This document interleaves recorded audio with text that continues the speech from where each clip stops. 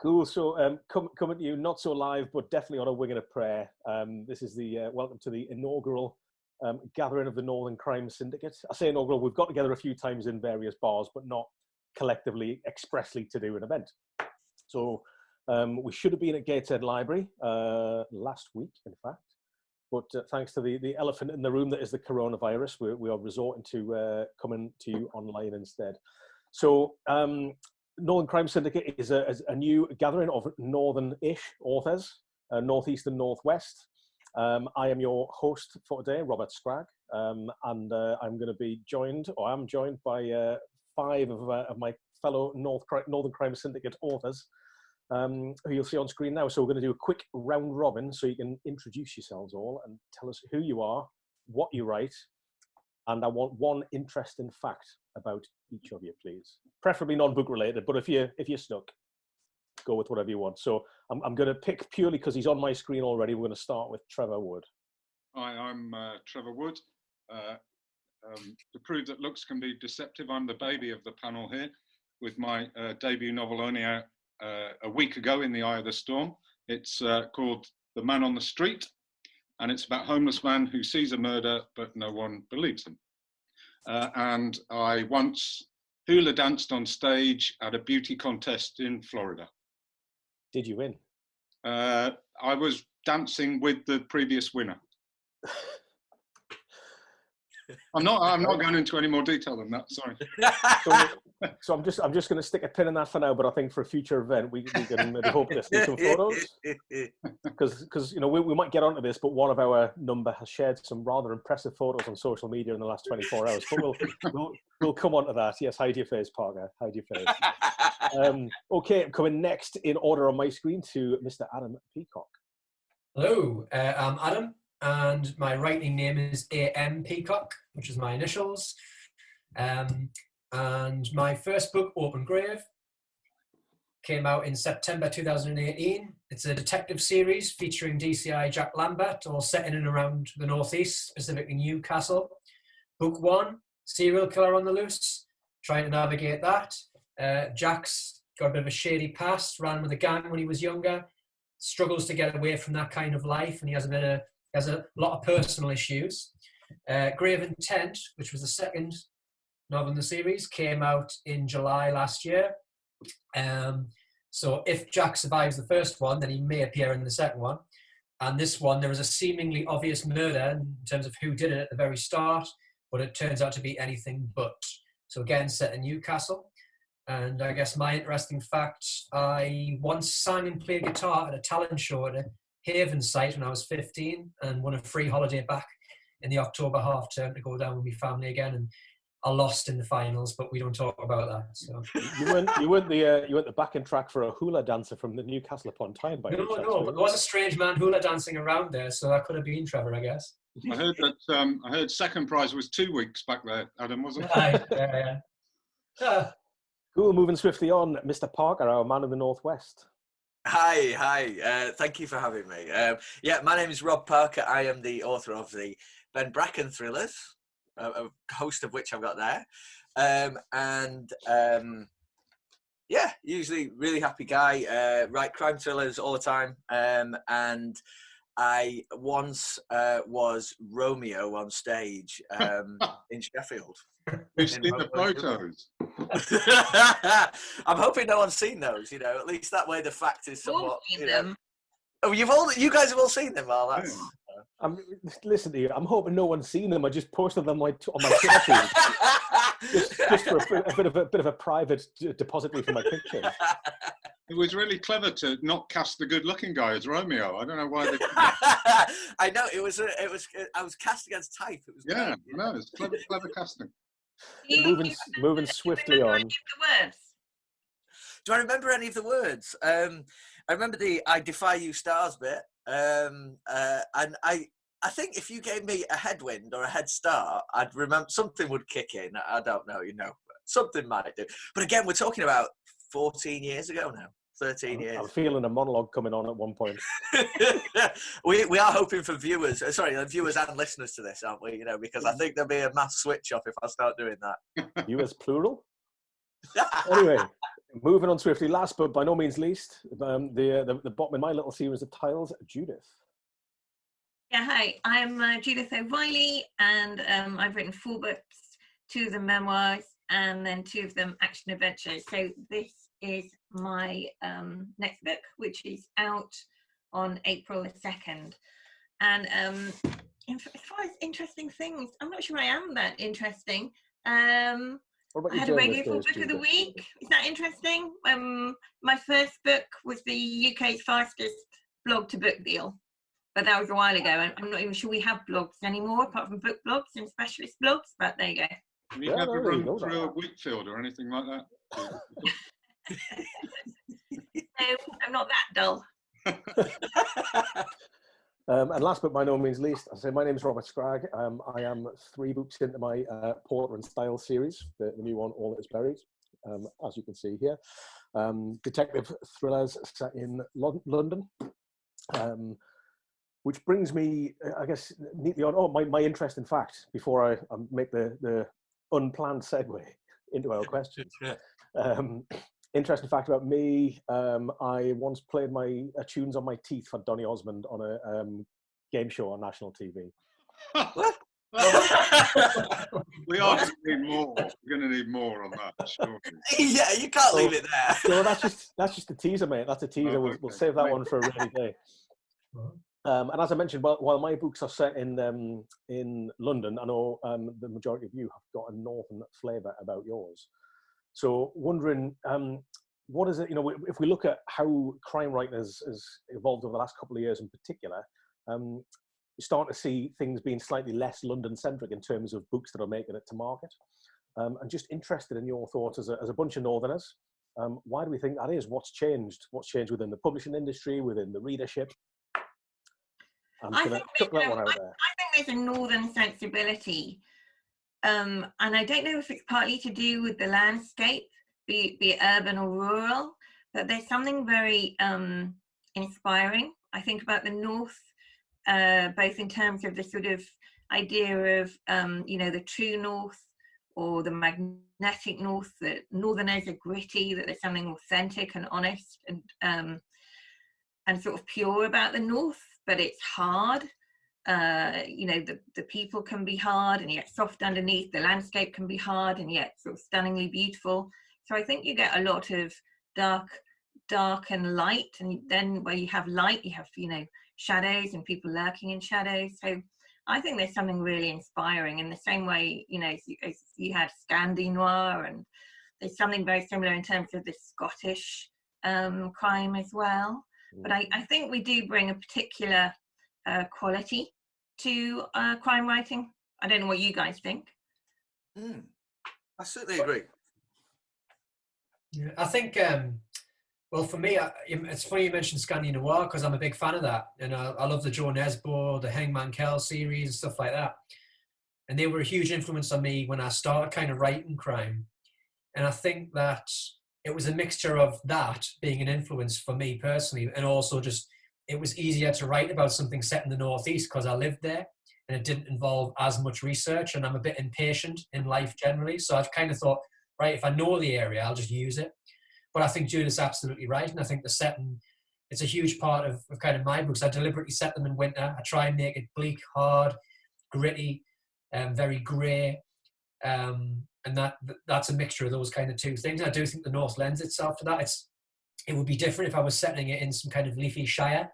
I couldn't imagine that. And I think the advent of it, when I first started writing, I thought I was the only one. I thought, this is a novel. I will have a book set in Newcastle. And then I found The Table in Waterstones, which had like Northumberland noir.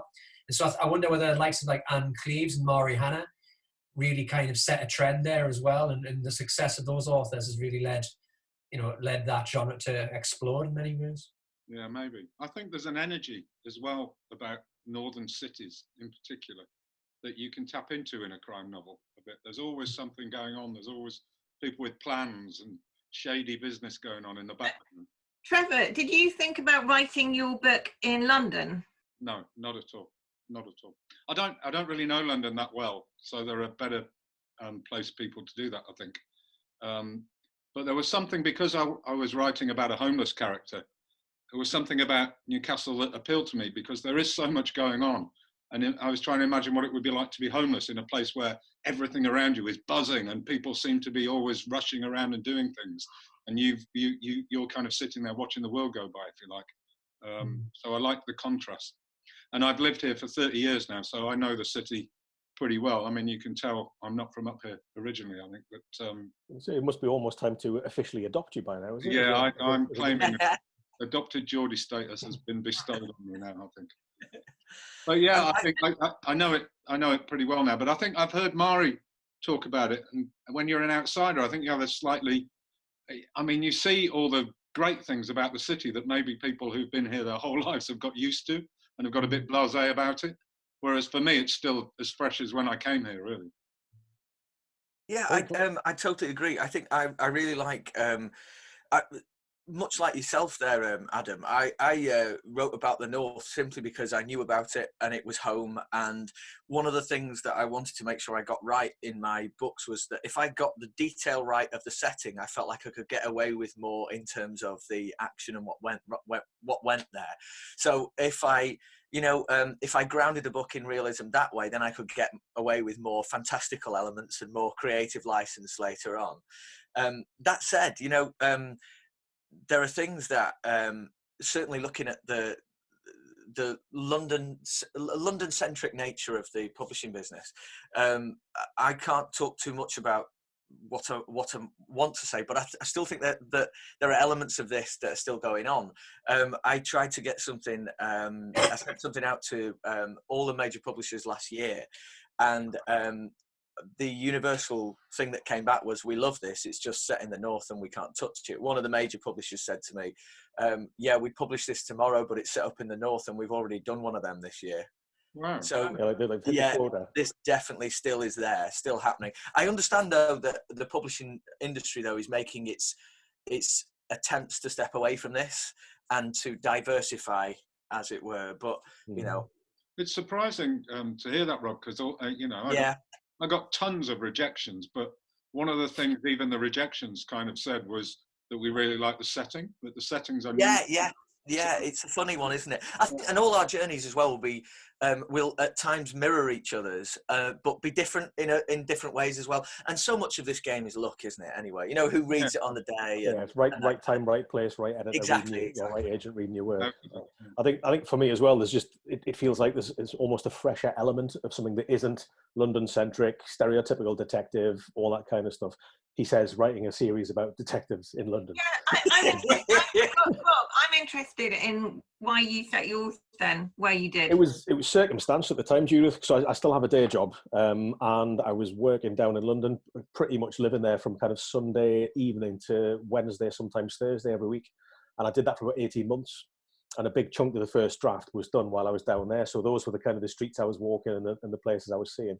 But also for reasons I won't bore you with because it'll take too long, the particular plot I was writing at the time, which didn't get picked up originally, I needed a bigger setting than Newcastle could provide. And London felt like a good fit there. And I was literally able to go out on an evening and walk around all the places I needed to see, really. Having said that, the newer stuff that I've been writing is set up in the North. And to be honest, I've enjoyed that more because it's got scenes on beaches that I walk my dog on.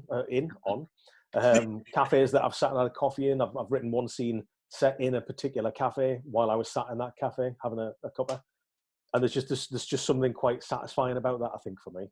I mean, that's the obvious benefit of writing where you live, I think, because you can, if you're not sure about a place, you just walk out your door. Or you used to be able to walk out your door. Not so much now.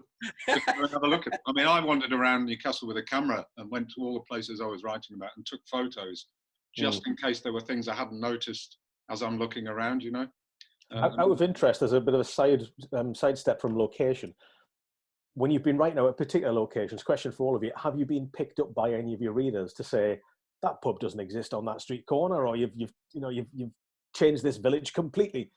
I felt obliged to put a note at the end of Curse the Day saying I've used, artistic license, basically. Because I changed various things. I dropped a statue into a very well-known church. I changed a crypt quite extensively. And And yeah, I've had a couple of complaints in the past, and that just cuts it off. And I know some writers are incredibly authentic, that you have to time the journey, etc., etc. But I think you're allowed to create a writer's map and to write it according to your own map.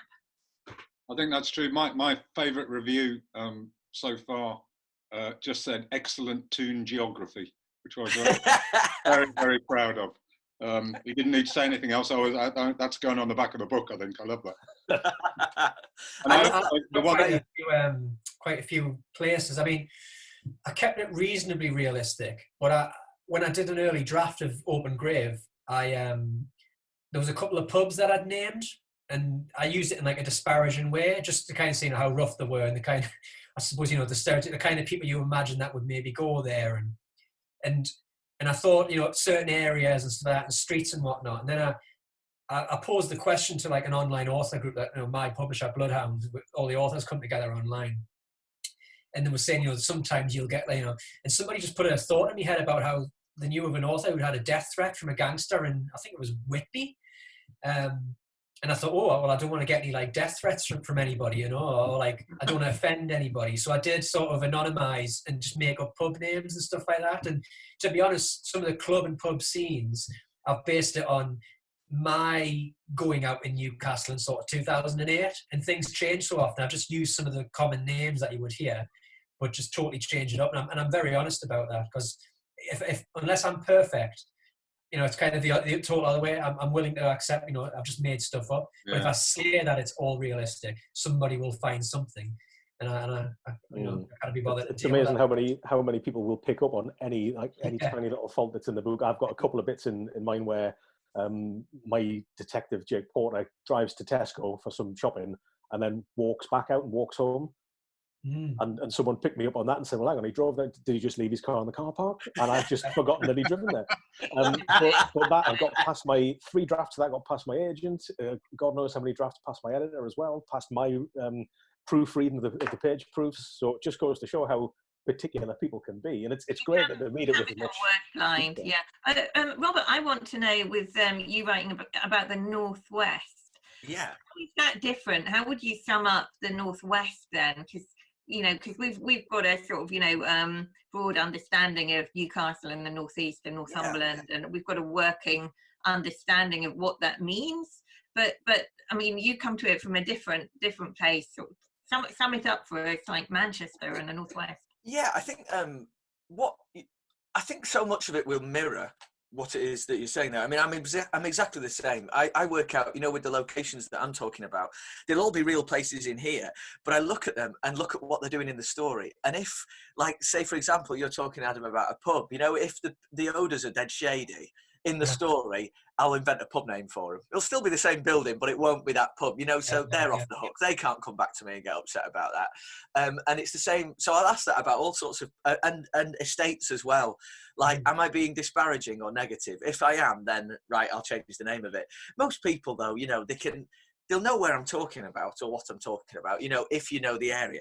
But also, I mean, I'm sure this is the same with my limited experience of the Northeast, which is an area I've absolutely fallen in love with through coming to Newcastle Noir and hanging out with you guys doing this, even though this is the first one we've done, which doesn't feel like the first one we've done, but is that certainly here, you could get in the car and drive 10 minutes in any direction and everyone sounds different.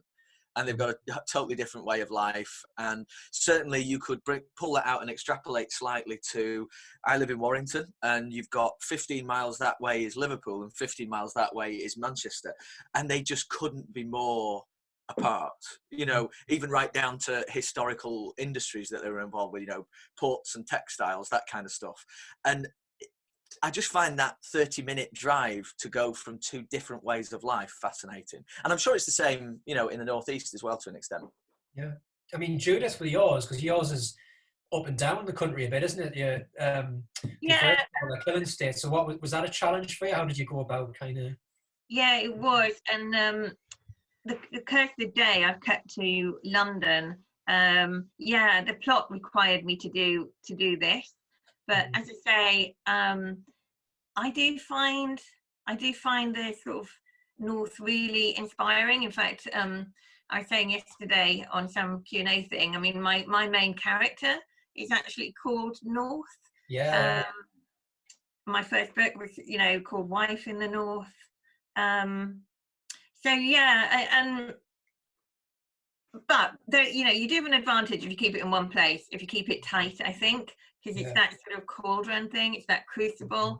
Otherwise, you know, you're figuring out, well, if they're traveling, how long is it going to take to travel, and what are they going to do while they're traveling? Whereas if you keep your locations really tight, I think it's much simpler. But I did treat London a bit like I have treated Newcastle and Northumberland in the past when I write about it.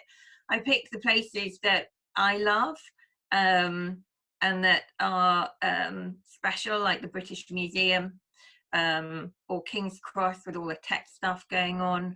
Railway stations are always good. So I think if you find an interesting location, I mean, it's a bit like Dan Brown, I suppose. I mean, he makes a lot of locations.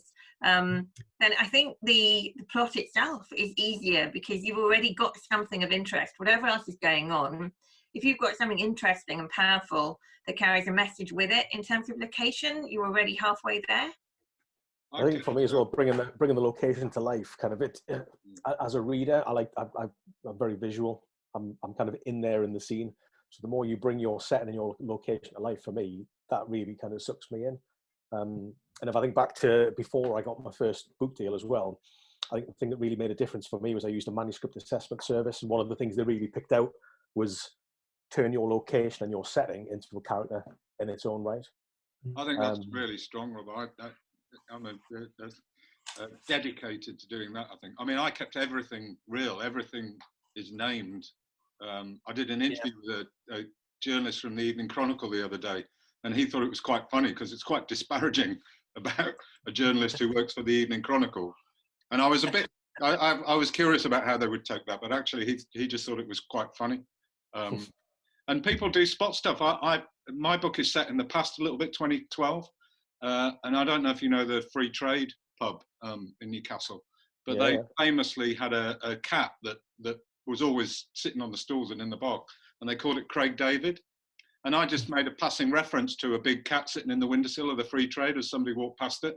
And somebody picked up on that and said, "Oh, Craig David got a mention in the book." Wow. So people do spot that. Interesting for you, Trevor.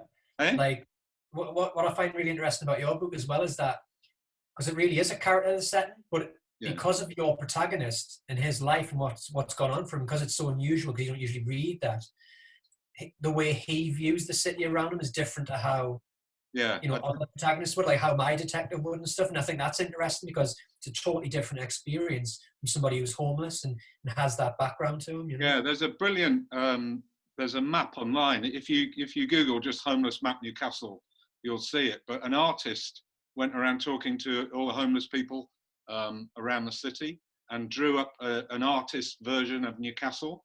But it's just full of little comments like, you can get a free cup of coffee here, or you can sleep here, or if you go here, people won't harm you.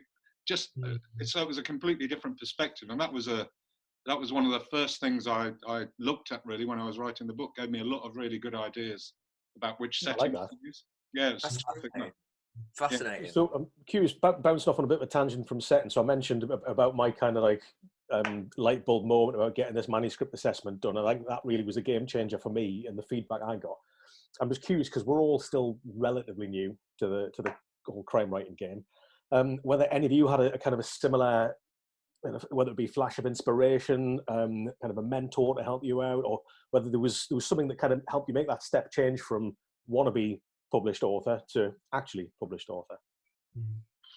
Well, I can. Well, my experience is slightly different because I had set up a blog called Wife in the North, and it got found really fast. I only had, I don't know, about half a dozen entries on it, so it got found within days of me setting it up. And then I got a book deal offer, I don't know, within about 3 weeks of setting it up. There was barely anything on the blog, but there was enough to interest people. Pretty quick. So that's like sort of, slightly freakishly straightforward. and I didn't have to slog around looking for an agent or, you know, desperate for a publisher. And it's been downhill ever since, really. No, but much harder. I found it much harder when I swapped from memoir to crime. So with crime, with my first one, Killing State, which is the red one behind me, I couldn't get a publisher for that. So I ended up bringing it out on my own. And I think that's good advice, really, for anyone who is interested in writing, that, you know, we just said it's got to hit the right desk at the right time, etc. And you've got to keep faith with your own creative process and with your own books. And even if people do reject them, you've got to learn from that. But if you think it is there and it's good enough, well, nowadays we're fortunate we can bring it out ourselves, and we should. Yeah. Yeah. Yeah, I totally agree. It's amazing you say that, Judith, because I didn't know that Killing State had come out self-published first, because I did exactly the same with A Wanted Man. It came out as... I can get it, actually. No, I can't reach it. It came out as Baby and the Brandy in 2013, Christmas 2013. That I'd written it as a screenplay in 2001, and it was terrible. Absolutely awful, and didn't know what to do with it. And then I started writing about this soldier guy in about 2013, and I realized he was the thing that could be missing from that terrible screenplay I'd written. So I dropped the soldier in, and it sort of, you know, it went from there. But yeah, self-published it, and then was it basically the same plot though, Rob? Was it pretty much the same plot? It was almost the same kind of plot, but I just changed that. And it was like, honestly, it was a bit like, if you can imagine parachuting a soldier in to fix all your problems. It literally came in and fixed all the problems. Quite ironic, bearing in mind the background of your character as well. Yeah, exactly. Yeah, it sorted everything out. So yeah, it was a question of self-publish, and then it was, that awful slog for agents that we've all been there and done that. I stopped counting at 250 rejections, and then after that, it was like, what's some more? So I just stopped counting at that point, because the original raft I sent out was 250 and they all said no. So yeah, it's just hard slog until eventually someone said yes. There's very few easy journeys. I think you don't very often hear of somebody going, you know, I sent it to 3 agents and 2 of them made me an offer or something. That's I don't think I've ever heard anybody say that. It's a difficult conversation to have, because many authors will say to the person, the publishing house who may pick it up, "Oh, you're the only person I'm talking to." And what you haven't told them is that you've been through the A to Z of like the Writer and Artist Yearbook and submitted to 320,000 different people before getting it published. So I think it takes a brave person even further down the line to say, "Oh yeah, I did all X, Y, and Z." But for me, I was inspired to start writing by a tutor I had when I was doing a teaching qualification years ago. And he would then take bits of my short fiction. I would email him and he would give feedback and stuff, because he was he had a creative writing master's and wrote himself. And so that got us going with it. But I think the real inspiration to get it finished was that I left teaching. I didn't have the mental capacity to do the book, even though I was reading quite a lot still during my teaching career. 7 years, I say a career, you know, it was a reasonable amount of time for me. But getting out of that, I just had like a reset, and it was like, right, I'm gonna get it done now. And I never kind of felt like I wanted to have it didn't seem a realistic thing, you know. To me, it was something that other people did, wasn't meant for me. But then as each step unfolded, it was like, I finished the draft, I redrafted it. It was almost like, well, what's the next step? And so at some point along the way, eventually, it was just like, oh, well, I'll just start having a look at whether to submit this or not, and then immerse myself in that world, really. It still seems a bit surreal, you know, when I see me booking Waterstones or whatever. Yeah, I do still think there's that imposter syndrome, isn't there? I mean, personally for me, it's such a personal thing, your book, and you put so much time and effort into it. And it's so easy to rip them apart when you go on Amazon. You know, you'll find a 1-star review somewhere, and it's like people can just totally, and it can be quite demoralizing. It's quite tough, I think, for an author to let go of their work in that way. I think for a future episode, I think what we should be doing is it seems it's quite in vogue these days to bring your best 1-star reviews to the table. So just food for thought for now. I know, Trevor, you've already shared one of yours with us, but if we can all think of one for the next time, that would be great. Trevor, coming to you as well, you've had a slightly different journey again into crime writing than the rest of us, haven't you? Because it's not your first foray into the writing world? Yeah, I mean, not sure it was a big advantage, but I've co-written about a dozen plays, which have all done reasonably well. Some of them are still touring around as we speak. But it's such a different discipline that apart from having the confidence to try it, I'm not sure the skills transfer that much. I could write dialogue, because obviously plays are entirely dialogue, but everything else I had to kind of learn from scratch, really. Was there something in particular that made you do the jump across to crime? Mainly it's the thing I've always read.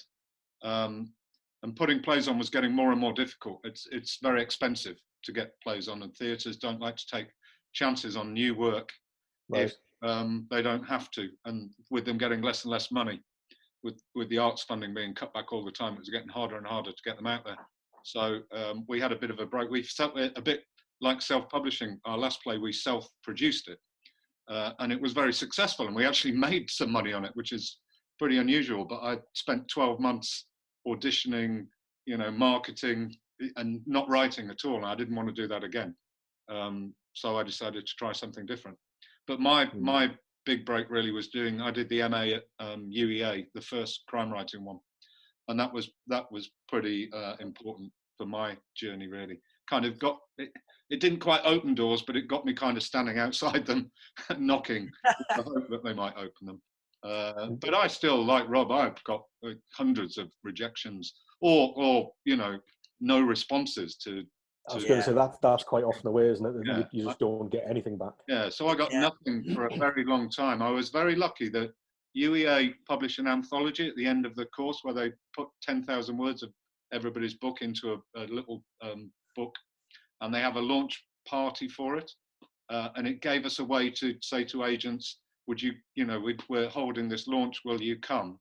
And I got my agent through that, because Ollie Munson said, I'm really sorry, I can't come, because typically they scheduled it at the same time as one of the massive book fairs, I think Frankfurt or something, and nobody was around. But he said, I'll read it if you send it to me. And he read it in 24 hours. He made me an offer a day after I sent it to him. Wow. And I saw the other day, because my book was published last week, and he tweeted, I remember reading this on my phone, standing up on a train on my way home from the office. So he got it that day, he started reading it on his way home, finished it the next day, and rang me that evening. I've got the emails on my notice board as a bit of a, inspiration that it can happen really quickly. It took a year to get any kind of interest at all, but then I got it within 24 hours, which was extraordinary. And Judith, we talked about your previous background earlier on as well, because you've got a background in journalism, haven't you? How transferable have those skills been over into crime writing? Yeah, it is transferable, because in journalism you are learning how to tell a story. So when my first book came out, I came in for some flack about the fact I was a journalist, so it was very easy for me to, because I must know people who would, give me a book contract like that. And as we all know, I mean, publishing is not the same as journalism. Publishing is this little world, and I knew no one. So yeah, but I had spent 20 odd years learning how to tell a story. So when my sort of, in each of the blogs, there was a post, and each post had something in it, a story or an insight or a joke or something. And I think also as a journalist, you are pretty good at researching. So I think I probably do way too much research. So I research this much, and then a tiny, tiny paper thin amount will actually appear in the book. Yeah. But for how did your research on the AI stuff go? Because you were my mind. Yeah, totally blew my mind. And I had to really struggle, because science and tech isn't my forte, it isn't my sort of background. But actually, I had to do radio astronomy for Killing State as well. So I don't know. I think for me, I want to learn. It's really important for my writing that I'm not just writing, but I'm learning as I go. So yeah, and also, I mean, I had to get some advice from Robert about how would you take a machine gun? How would you pull a machine gun away from someone who had it on a sling? So I mean, you're also researching that kind of thing. He's living in Warwick and he does that, day in, day out. I know, all the time. Guns, cars. I mean, Zoe Sharp, who's a fantastic thriller writer with a brilliant series about a female bodyguard called Charlie Fox. She helped me with my gun stuff. I also had help from a former Met Police gun guy, from a trainer in the army. I mean, I had a lot of advice from experts on, you name it, on anything in the book, and I've probably talked to someone who really knows their stuff if it goes in the book. I love the weird stuff. It's great, isn't it? I love the weird stuff we have to go and find out. I was just about to say, make a comment about our browser histories. Oh, it's amazing. I mean, my favourite was I emailed a woman at the Port of Tyne Authority to find out where a body would end up if you threw it in the and she went to school with my wife. She was my wife, a schoolmate of my wife. It's probably just as well. I think she was very suspicious about why I was asking. Yeah, she just got a random email from a total stranger asking. But she told me, so I figured out that she didn't like my wife much at school, I think. When Crime Story came about, that it was really useful because it meant that all of a sudden in like at Northumbria Uni, they had like a festival where everyone really was a would-be writer, went along, and then you'd watch like a panel with some expert on in whatever it was, fibre analysis or something, and then they'd do a Q&A, and you just knew, like everyone was like, right, okay, so if I wanted to try and get away with murder in this sense, like how would you potentially do that? And it was the first time I'd been in that kind of setting, and it was totally normalised to ask these mad questions about killing people. Adam, were you there? Was that the one with Paula Hawkins? Did that one?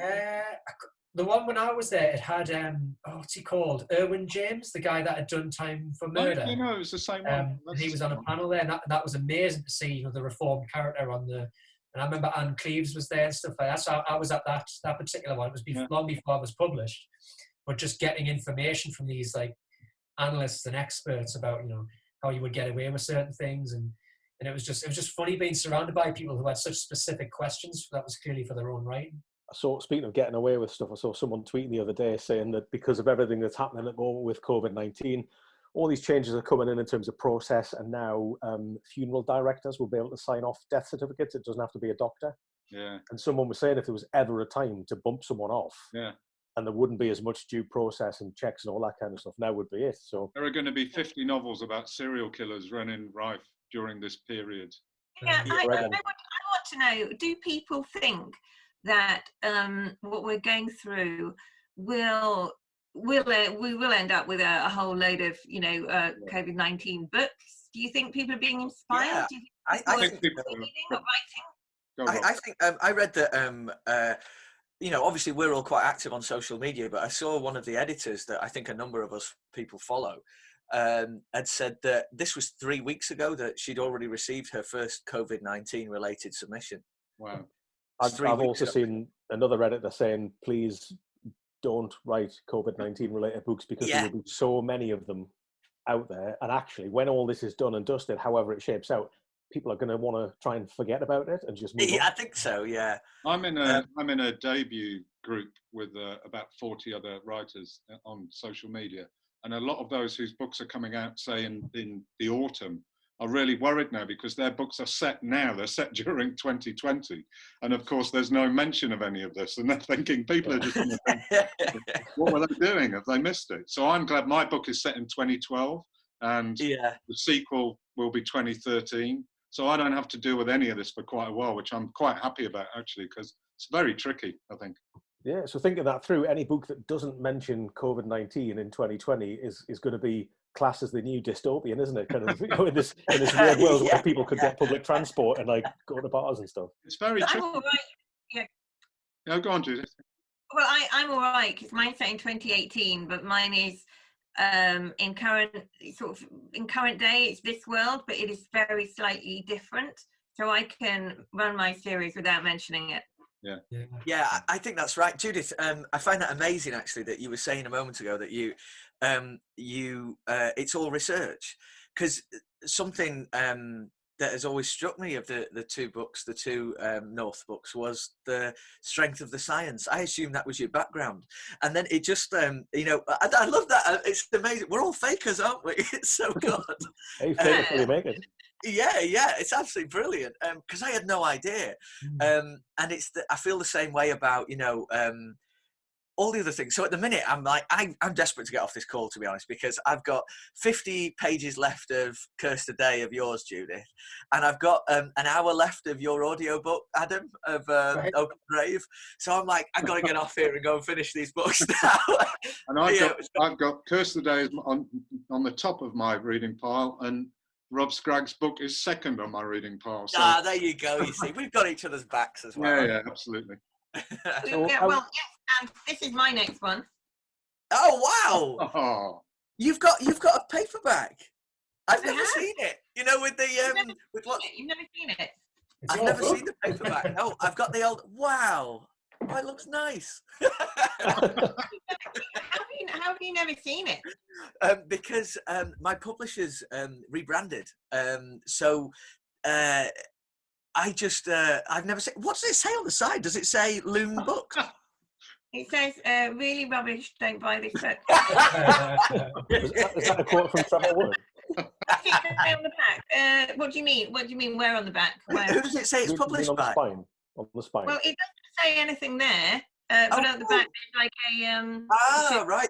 Yeah, that will be really rare, that, Judith. If I ever do anything that amounts to anything, that will be really rare, because that will have been from a tiny print run done. So that'll be one of maybe, 20, possibly? It says this edition published in 2019 by Endeavour Media Limited.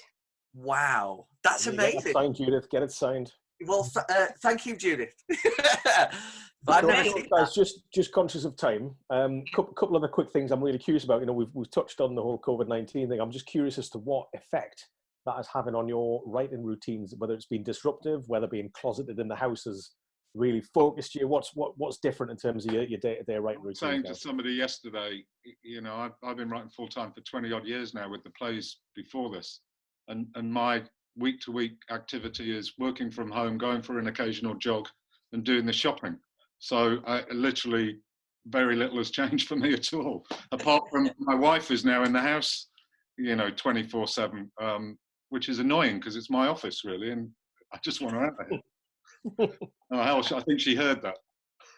Well, if she didn't, she'll see it soon when this goes online. But yeah, it's weird for me. It's kind of business as usual, really. Although I haven't written anything for 2 weeks. I think I'm really not feeling quite right at the moment to do that. Don't know what it is, but I'm not inspired. Adam, how about you? Well, I've been kind of having somewhat of an existential writing crisis for a while now. I'm working on the 3rd book in the series, but it's kind of I dip in and out. Like once I get going, I'm very quick, and I'll do 1,000+ words a day. And I think I did with the 2nd book. I wrote it in about 5 months. So this one's taken longer. I would say I've been writing, but I'm not necessarily sat down at the desk doing the dedicated slot with it. So it's much of the same for me. But I mean, because obviously, like yourself, I have a day job still, and I am working from home, so our work hasn't ceased. So I'm still trying to fit it in around the other areas of my life. But I think going back to Trevor's point about kind of not feeling it sometimes, I think what I've found is certainly around when your book comes out, there's so much to think about and do, and the promotion, the self-promotion, the interviews, and then you do the panel stuff and things like this. And I love all of this stuff. But it can divert your attention away from the writing. And you I like to be in modes. So I'm in a writing mode, I'm in an editing mode, I'm in a marketing mode. And I think, I need to kind of switch to the writing mode a bit more often. But we'll get there. I'm hopeful I'll have it out well within this year. And there's a big chunk of it kind of done. I just need to kind of plug away, I guess. I think that's right, Adam. Actually, I had loads of events planned because the book was coming out, and so it was all about those. And then as soon as they all got cancelled, it was all about replacing them with viral stuff. And it's, it proves distracting to actually just sitting down and writing something creatively, I think. Yeah. How about you two, Robert, Judith? Well, I've had to, I'm launching as well, so I've had to do quite a few articles, but they're taking me, I would say, 2 to 3 times longer than they would normally take me. Is that just because you feel more distracted in general, or? Well, this business, everyone was saying they had very much time and getting in board games and jigsaws and gardening and stuff. I mean, I am incredibly busy. I've got 3 kids in. I've got one of them upstairs self-isolating because he's lost his sense of taste and smell. I'm trying to keep my 91-year-old mother alive. Sort of, you know, that takes work. There's the whole, you know, putting food on the table and stuff, as well as, you know, launching the book. So, I mean, I'm like flat out. Yeah. Mm. How about yourself, Rob? Yeah, to be honest, I found it really hard to write about anything. But I usually like, I don't know about collectively you guys. Do you write just one thing at a time? I do. Yeah. Right, because I have because I ghostwrite as well. You see, autobiographies. So I have to sort of, I've managed to train myself to now like be able to write different books at different, you know, like, so I need to do 1,000 words on this today. I need to do, and some days I'll do 1,000 words on one book and 1,000 words on another, because I try and do, discipline was one of the things that kept this train going. So I do 2,000 words a day as often as I can. You know, I'd be stupid to say it's every day, but it is as often as I can. Yeah, I was struggling until the start of this week when the new Ben Bracken book that's going to come out later this year, it felt like uncorked it, and suddenly we're off now, and I can feel the momentum's building, and yeah, the words are flying at the minute. So I'm good. But then again, I stop. So I do my 2,000 on that, and then in the evenings I'll do another 1,000 on something else.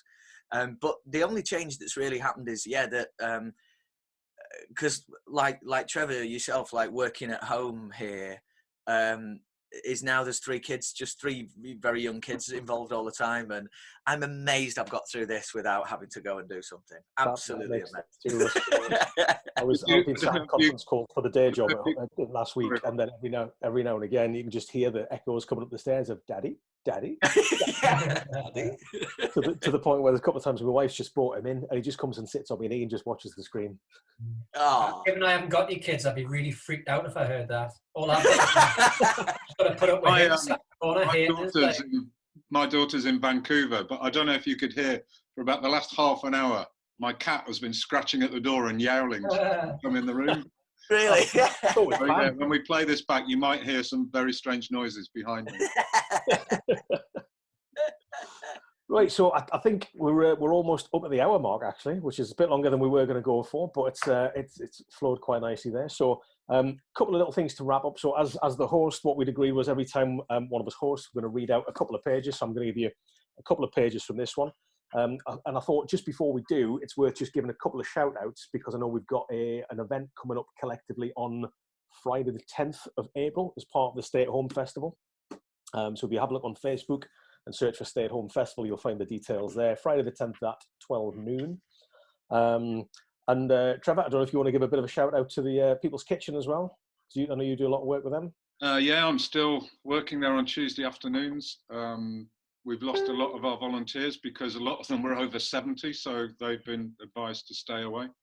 So we're pretty short-staffed there, and of course they always need money. So if anybody wants to donate money to the People's Kitchen, go onto their website, because it would be very useful at this particular time.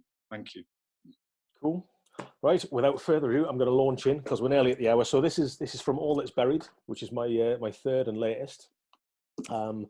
It centres around a young girl who goes missing at a fairground, basically everyone's a suspect, including her family, and it turns out that there are a lot of people would have a lot of reasons for this particular girl to disappear. So I'm just going to read the opening chapter, just literally 2 pages, just to give you a bit of a flavour for it. He can't remember exactly when he lost his children, only that he has. Lost? No, she took them from him, cut them from his life and he from theirs. How long's it been? Even now the memories are hazy, painful to touch, a wound that won't ever scab over. Around him the ebb and flow of people is a chaotic palette of colour. Sounds swirl, overlap, conversations impossible to separate from the cloud of white noise as he picks his way between rides. Oversized teacups spin in lazy circles. Squeak of socks on rubber as children launch themselves skywards on a bouncy castle. Seems like the entire village has been lured out by the promise of fun in the sun. How long since he's seen them? Too long. Months? Longer? Today will be the day, though. Today, he gets to take them home. He looks around, smiling at the wide-eyed wonder of the children that pass, nibbling at clouds of flamingo pink candy floss larger than their own heads.